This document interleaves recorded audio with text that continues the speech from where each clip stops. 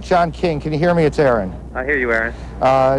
What have you got to report for us? Aaron, I'm standing across from the White House. I'm told by Secret Service and administration sources that all of the principals, all of the protectees, meaning the President, the Vice President, the First Lady, and Mrs. Cheney, are safe. They do not want us disclosing their locations, but I am told by a senior administration official that the plan and the priority is to get President Bush back to the White House as soon as they believe it is safe. Now, there are both operational and political reasons for wanting to do that. The White House Situation Room, in the view of White House officials, is the best place from which to monitor events and direct any operations. And that is a fortified structure within the White House compound where we know the Vice President was when everyone else was evacuated from the premises earlier. Again, the Secret Service does not want to confirm for us for security reasons, or administration officials the same, tell us where those people are now, although I was told a short time ago the Vice President is still in a position to be monitoring and directing the response to these developments, and that the President, who is en route back to Washington, we're told Andrews Air Force Base is on full alert. I was also told that there are extra precautions that were taken to ensure the President's flight back to Washington was a safe one. Now, you can read into that additional fighter jet escorts, Air Force One always has some escorts with it, that additional fighter jet escorts were put up for that. Now, the political reason they want to get the President back to the White House is rather obvious. The White House believes this has been a tragic terrorist attack, and they want to send the signal that the President is back on the job at the White House. Priority one, though, officials say, is to guarantee that he can be safely brought back to the White House. And in the past half hour or so, we have seen security precautions on the street, checks being taken out on the street, on the grounds around the White House. There are snipers up on the roofs of the White House itself, including buildings around it. And a military helicopter gunship flew over the premises not that long ago, about 15 minutes ago now, and then it circled back over toward the Pentagon, where from my location you can still see smoke coming into the sky from there. But we are told the Vice President is still in a position to monitor all this as the President makes his way back.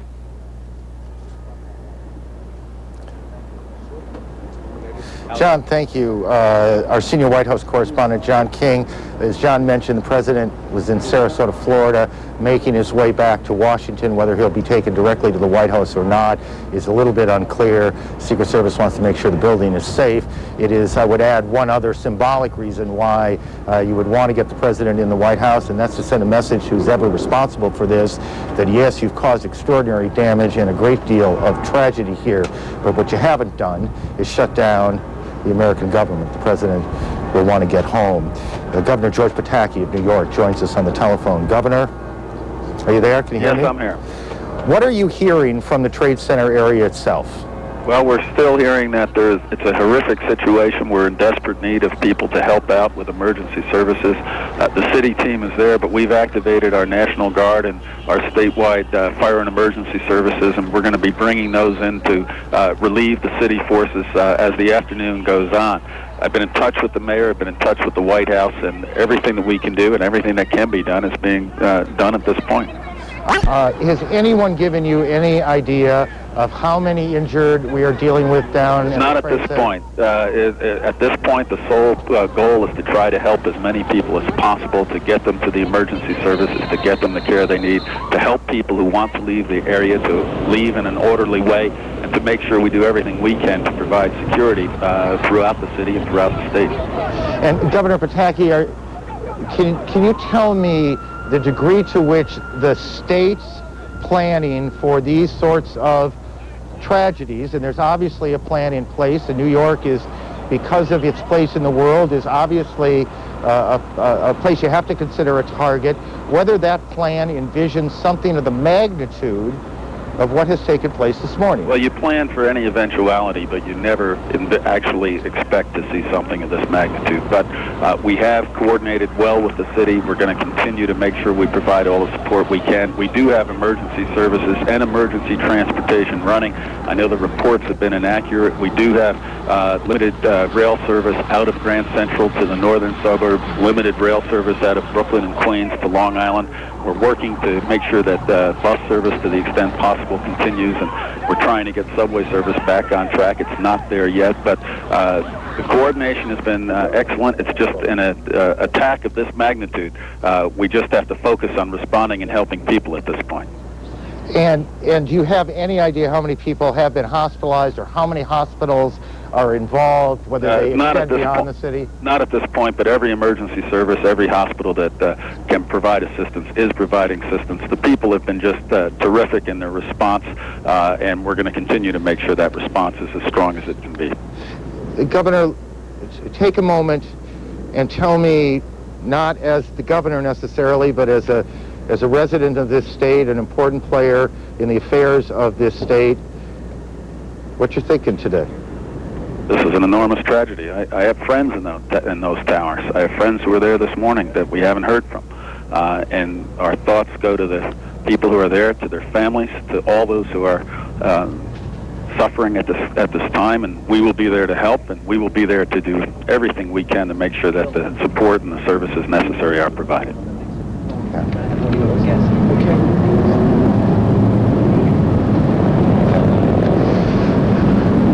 Governor, thank you. Governor George Pataki joining us here. The National Guard has been activated to support New York City Police. Andrea Koppel is on board a flight with the Secretary of State. Andrea, what are you hearing from officials there?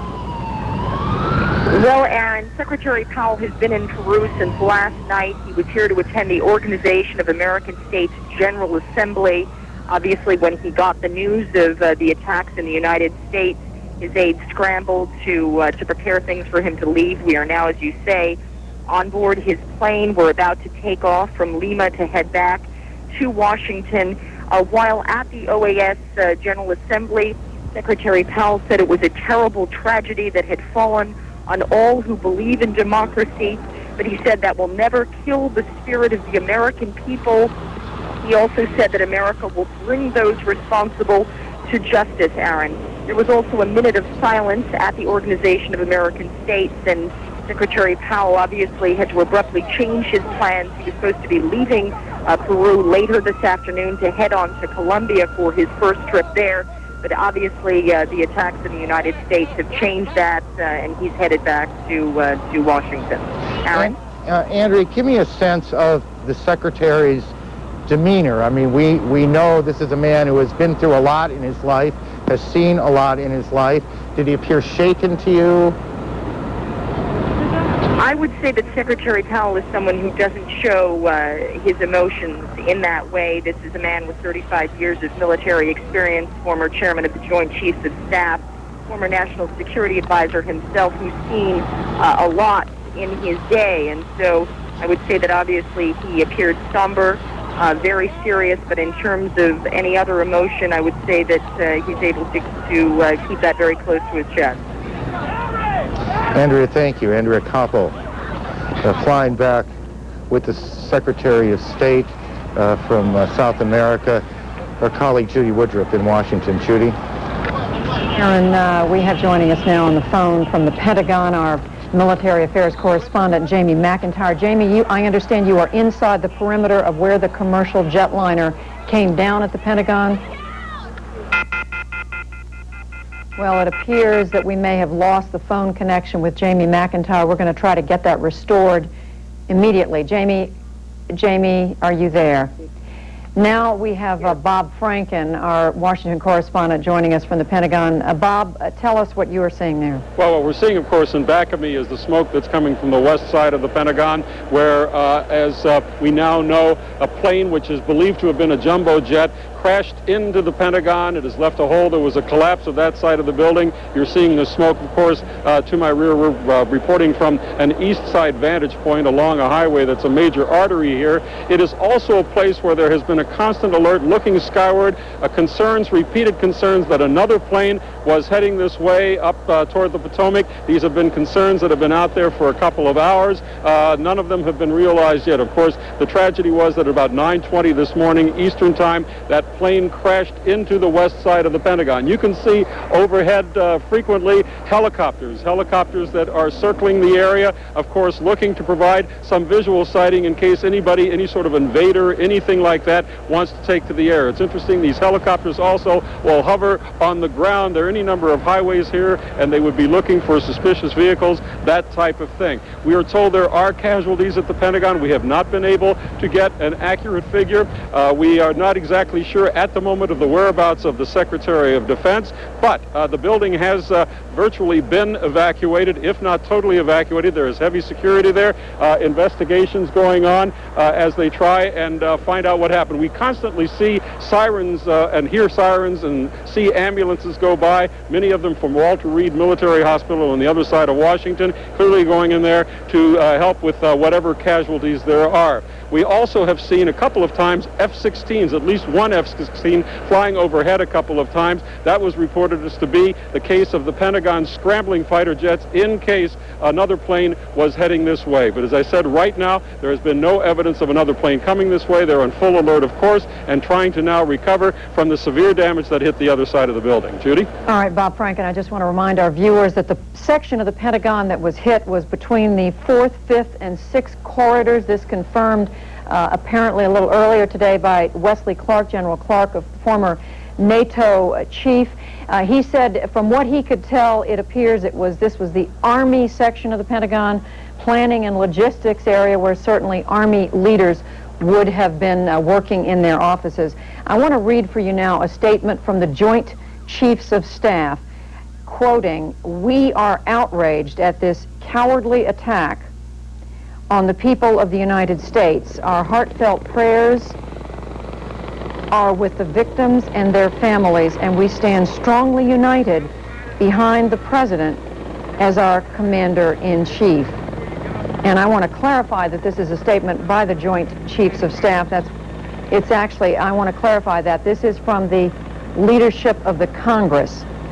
I misunderstood when I was handed this just a moment ago. And continuing, congressional leaders, we will work with the President to ensure that the full resources of the United States government are brought to bear to protect the American people and to punish the perpetrators of these unconscionable acts. May God bless America. And just quickly, before I go back to Aaron Brown in New York, hospitals in Washington dealing with the casualties from the Pentagon Washington Hospital Center, 29 patients, a blood shortage, we are being told, in Washington. So any of you who are able to get to a hospital anywhere in the Washington area, it is very possible that there is a need for blood to be donated. So we will just put that information out there as well. Aaron, now back to you in New York. Judy, thanks. We now are being told that Los Angeles International Airport, LAX, has been evacuated. Again, this is another one of those multi-terminal airports. It's an enormous airport, and that is being evacuated. At least one of the flights, and perhaps two, if memory serves me, that has gone down today was headed towards Los Angeles, one towards San Francisco. We also have a report that Disney World in Orlando has been evacuated. Someone said to me a moment ago, before the day is over, everything's going to be shut down. And that seems to be where we're headed. CNN's Richard Roth is on the streets of New York, and he can join us now. Richard, what can you tell us?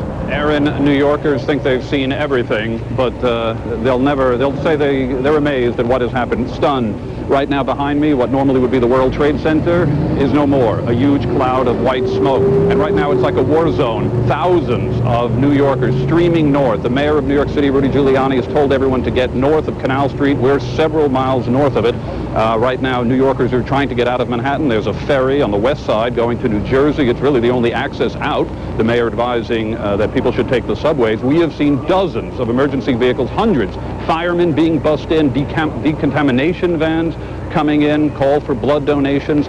New Yorkers, their faces, their expressions, stunned, amazed right now. With us, several of those people who witnessed some of the carnage today. Tell us what you saw when you exited the subway station due to a lack of smoke. Eileen. It was very smoky, and then we exited on Church Street out of the PATH train station. I crossed over to Church and Fulton, and I was trying to get a cell phone. I was trying to get up the block, and I turned around and saw this tremendous fire. Actually, I thought it was a bomb. I couldn't see a plane, and I saw people jumping off the building. Many people just jumping. And in a panic, I had my bag and my cell phone and everything, and I was trying to find a phone because the cell phone wasn't working. Everybody was screaming. Everybody was running. The cops were trying to maintain the calm. And in that haste, people were stampeding. People started screaming that there was another plane coming. I didn't see the plane, but I turned around and the second building just exploded. And again, all the debris was flying towards us. There was a woman on the ground with her baby. People were stampeding the baby. Myself and another man threw ourselves over the baby and pushed into the building. I got up and I just ran. And I ran towards City Hall, and then I said, oh God, why am I running there? And then I started to run towards the water. And then I was by probably Spring Street Prince Street. I was at a payphone and I heard the rumbling. I thought it was another bomb. I thought it was another building close to me. And then I just ran from the payphone. The man is grabbing me back, telling me to stay here, you're safe. I was like, no way, I'm getting out of here, go north. And then I ran into a shoe store because I wanted to call my husband. That's all I wanted to do was let him know I was alive because he knew I was in the World Trade. And I got my office and they connected me to my husband. And then we heard the second fall of the World Trade Center. And I'm astonished by the bombing. I just want to make a statement that these New York policemen and firemen, God bless them, they kept us calm. They tried so hard to keep us moving north. And it was just absolute horror. It was horror. And when you look back there at what would be the World Trade Center? Devastating. I can't even look back. My 6-year-old just last week asked my husband and I to take him to the observation deck, and it's gone. And you know what? Americans will persevere, and I don't think that we'll stoop to the level of these zealot terrorist pigs. And we won't kill children, I hope, and mothers. But you know what? Whatever we have to do to eradicate the country or the world of this vermin, I just hope Bush will do whatever is necessary to get rid of them. And I don't know what the root or what the answer is. All right, thank you very much. A lot of other New Yorkers here continuing the evacuation from Lower Manhattan. Back to you, Aaron. Thank you, Richard, very much. We told you a bit ago that the border, the U.S.-Mexican border, was at a high state of alert, had been essentially closed down, shut down. We're now told that the U.S.-Canada border is also in a high state of alert. So essentially what officials are trying to do is seal off the country. So if anyone is either trying to get in or get out, it's going to be a whole lot harder to do that. But what is possible and what is imaginable, I guess, changes some on a day like this. Jerry Howers, the former head of FEMA, the Federal Emergency Management Agency here in New York, and he joins us. As you look out, what do you see? Well, this is absolutely devastating. An incident like this will tax every bit of resource in New York City. Particularly since so many of the police officers and firefighters on the scene were injured. Let me stop you for a second. I want to talk specifically about what you suspect is happening, but I want to go to L.A. first. Frank Buckley is in Los Angeles with us. Frank, what can you tell us about what's going on there?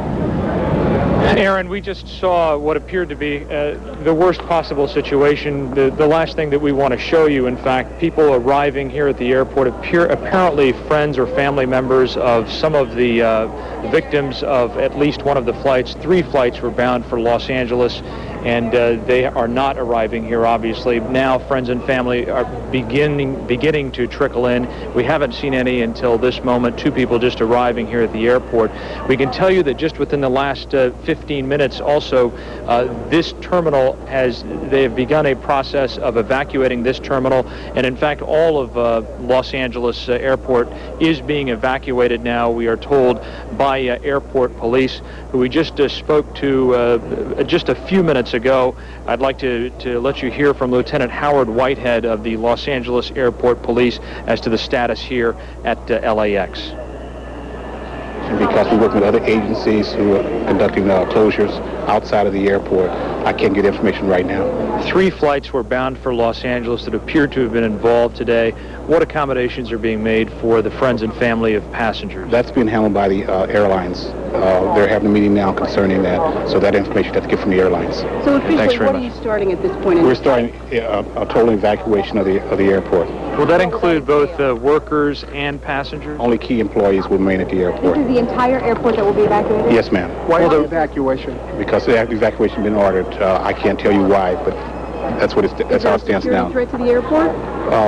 it's precautionary at this point.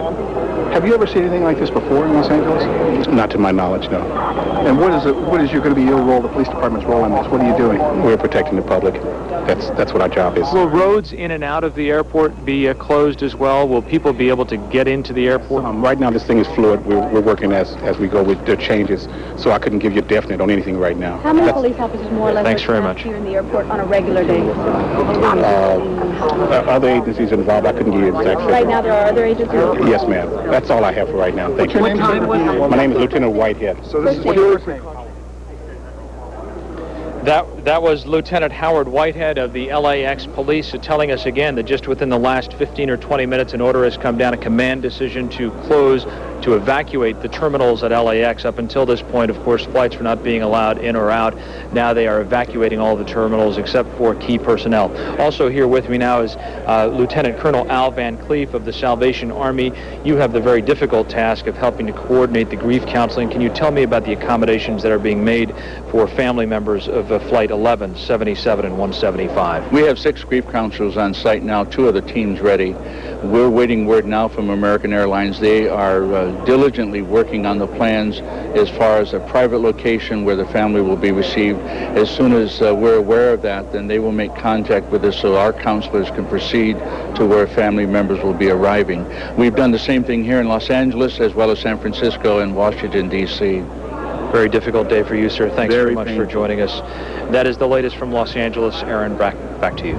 Frank, thank you. Frank Buckley in Los Angeles. We are in the midst of extraordinary national tragedy, attacks in Washington and New York, attacks on airliners, the dimensions of which are not yet clear, but what is clear is that this is a day unlike any other.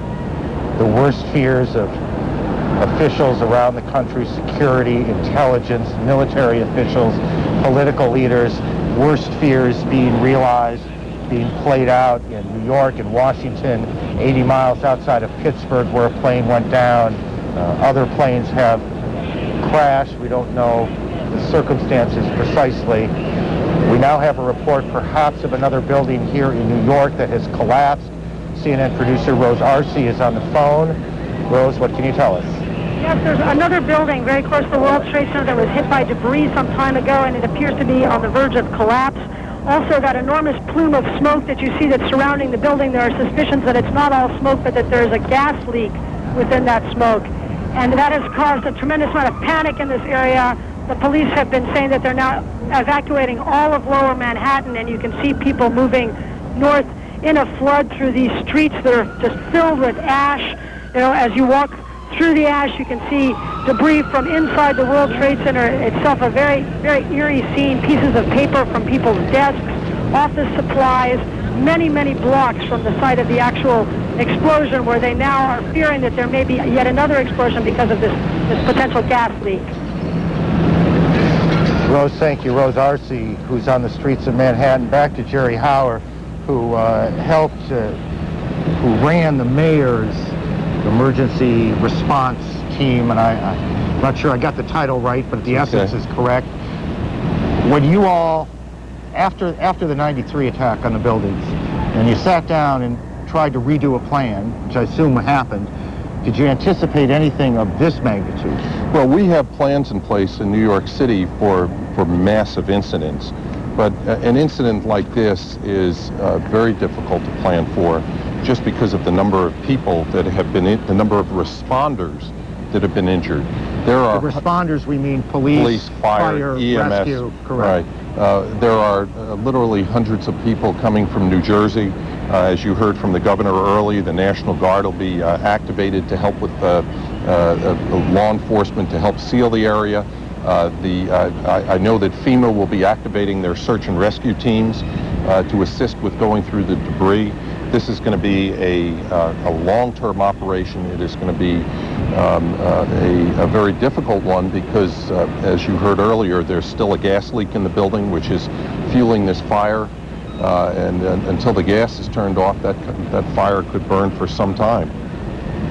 Stay with us, Jerry. Back to Washington, CNN Judy Woodruff. Judy, you have more here. What can you tell us?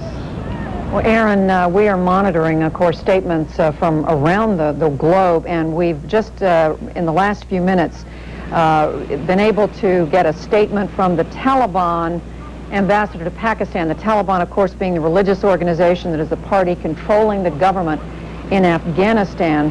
The name Mullah Abdul Salam Zaif said in reaction to the news of these terror attacks in the United States, and I am quoting, "We want to tell the American children that Afghanistan feels your pain, and we hope that the courts find justice." Now, this statement, again, made by a Taliban ambassador to Pakistan, his name, Mullah Abdul Salam Zaif, he made it at a news conference in Islamabad. And I would just add that we're told that at the top of the hour, which it would be perhaps 1 o'clock Eastern time, we're expecting a news conference live from Kabul, Afghanistan. That is the capital of Afghanistan, the Taliban being the controlling religious party in that country, Afghanistan being the country where we have every reason to believe Osama bin Laden, the leader of a huge terrorist network, continues to live in hiding. The Taliban has denied his presence there from time to time, but it is believed by those who follow the activities of his organization that he is in Afghanistan. So we will, of course, be watching that. Let me just... All right, Aaron, I want to go back to you now in New York. Thank you, Judy. We have on the phone with us New York's Mayor, Rudy Giuliani. Mr. Mayor, give us your best piece of information as the situation right now. The situation right now is a massive rescue effort that's going on right now. We're trying to evacuate thousands and thousands of people. We have as many of our police and fire personnel as we have down in the southern part of Manhattan, evacuating people, trying to save as many lives as possible. We've been in communication with Governor Pataki, who's gotten the National Guard ready, and they're going to come in and relieve us a little bit later in the day. And we've spoken to the White House, and the urban search and rescue teams will come here also to assist us. But right now, it's the New York City Police and Fire, EMS, that are down there trying to evacuate as many people as we possibly can. And we've asked everyone to leave Lower Manhattan if they can on their own so that it relieves our efforts. And this will be going on all day. It's a horrible, horrible tragedy. It is that. Mr. Mayor, can you tell me, is it a... Are people panicking down there, or no? Are they People, I was there right in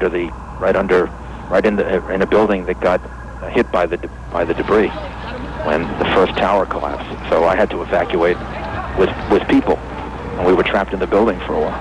And we finally were able to get out, and we all walked north. And people, everything that I observed, even though it was hundreds, maybe in some cases thousands of people that were walking down the street, they were orderly, they were calm, they handled themselves really probably better than anybody had any right to expect.